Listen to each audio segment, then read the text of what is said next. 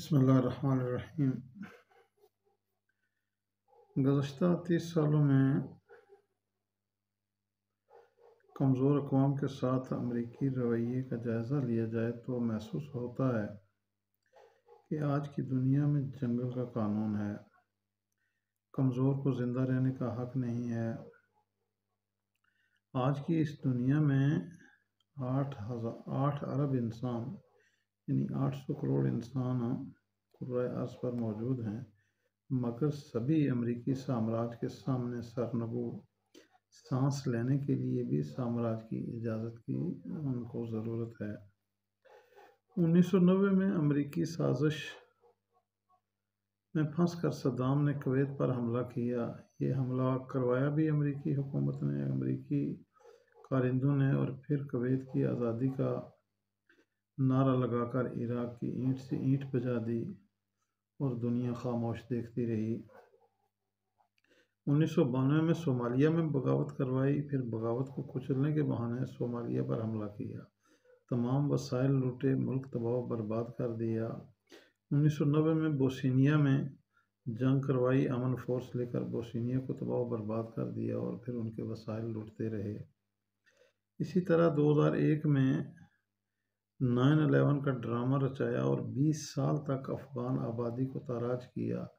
وہاں پر مدرہ فعال بم اور ڈیزی کٹر بم گرائے، آبادیوں کے اوپر، شادیوں کے اوپر، اور انسانیت کا قتل عام کیا اور ان کے وسائل لوٹے اور پھر آخر میں چلتے بنے۔ 2003 میں عراق میں نیوکلیئر ہتھیاروں کا بہانہ بنایا اور حملہ کر دیا۔ 8 سال تک عراق کے سیاہ و سفید پر قبضہ کر کے وسائل لوٹتے رہے اور کسی حد تک ابھی بھی موجود ہیں۔ مارچ 2011 میں لیبیا پر حملہ کیا اور وہ ملک جس کی عوام رفاه کے اعتبار سے اچھی زندگی گزار رہی تھی، اس کو مفلوک الحال بنا دیا، ان کے وسائل لوٹے اور تباہ و برباد کر دیا انہیں۔ 2014 میں شام میں بغاوت کروا دی، دہشت گردوں کا گروہ بنایا، ISIL کے نام سے اس کو نام دیا، قتل عام کروایا اور اس بہانے سے بن بلائے عراق و شام کی سرزمین پر حملے کرنا شروع کر دیے، بے گناہ انسانوں کا قتل عام کیا، دہشت گردوں کی مدد کی اور دہشت گردوں کو اسلحہ بھی دیتے رہے۔ آج فلسطین تختہ مشق بنا ہوا ہے، آج غزہ تختہ مشق بنا ہوا ہے۔ 20-22 دنوں میں 8,000 سے زیادہ انسان امریکی چھتری کے نیچے اسرائیل نے قتل کر دیے۔ ہزاروں بچے، بوڑھے، مرد، عورتیں ملیہ میٹ عمارتوں کے ملبے تلے دبے اور دم گھٹ گھٹ کے مر رہے ہیں۔ کوئی ان ستم دیدہ مظلوموں کے حق میں ظالم کا ہاتھ پکڑنے والا نہیں۔ چند دنوں میں یہ لوہے کی سلاخوں میں گھرے فلسطینی ختم ہو جائیں گے، ان کے بچے ختم ہو جائیں گے، یہ قتل ہو جائیں گے، ان کے گھروں کو مسمار کر دیا جائے گا، تو پھر کس کی باری ہوگی؟ عزیزان محترم، ہم اپنی باری کا اسی طرح انتظار کرتے رہیں گے؟ کیا یہ 8 ارب انسان امریکی اسٹیبلشمنٹ کے سامنے اسی طرح بے بس نظر آئیں گے؟ یہ سارے اپنے اپنے گھروں کے اندر دب کے بیٹھے ہیں کہ آج ہم بچ رہے ہیں، آج آپ بچ جاؤ گے، کل آپ کی نسلیں ان امریکیوں کی سازش کے تلے آ جائیں گی۔ ان کے مقابلے میں اٹھو۔ کیا یہ انسان ہیں جو بکریوں کی طرح انسانی درندوں کے سامنے بے بس ہیں؟ انسان کو تو اللہ نے بے بس پیدا نہیں کیا۔ انسان کے سامنے تو کبھی بھی ایک راستہ نہیں ہوتا ہے، کبھی بھی مجبوری کا راستہ نہیں ہوتا ہے، کبھی بھی اس طرح سے مرنے کا راستہ انسان کے لیے نہیں کہ اسے ذلیل کر کے قتل کر دیا جائے۔ صدام کو کس طرح انہوں نے ذلت کے ساتھ تختہ دار پہ لٹکا دیا، قذافی کے ساتھ انہوں نے کیا کیا۔ آج جو مسلمان سربراہان ہیں، اگر وہ ان کے مقابلے میں اسی طرح خاموش اور ڈرے رہے، دبکے رہے، تو یہ بھول جائیں کہ وہ بچ جائیں گے، ان کا بھی حشر ایسا ہی ہوگا۔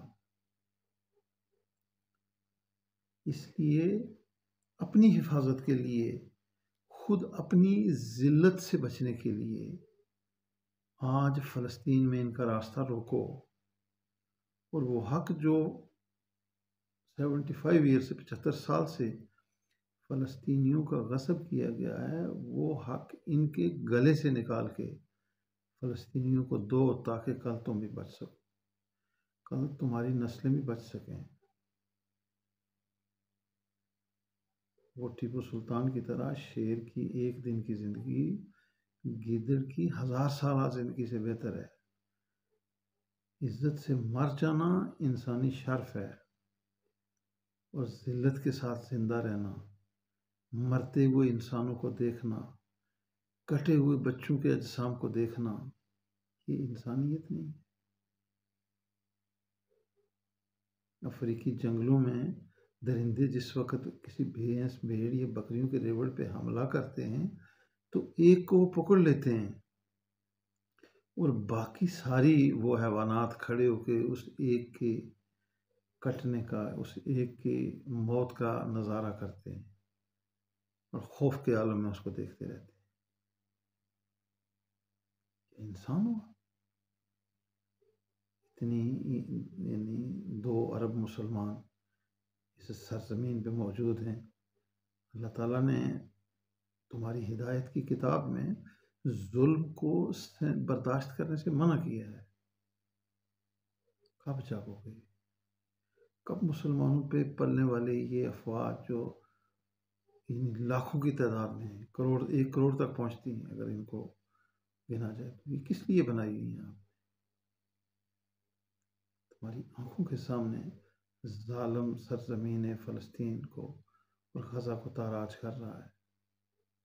وہاں کٹے ہوئے بچوں کے اجسام روزانہ سامنے آتے ہیں، سامنے لائے جاتے ہیں، روتی ہوئی مائیں، بلکتے ہوئے بچے، بھوک پیاس سے مر رہے انسان۔ رفح کے جو بارڈر ہے اس پہ 12 لاکھ انسان جمع ہیں، لیکن ان کی زندگیوں کو تحفظ دینے والا کوئی نہیں۔ کیا یہی انسانیت ہے؟ کیا ہم انسان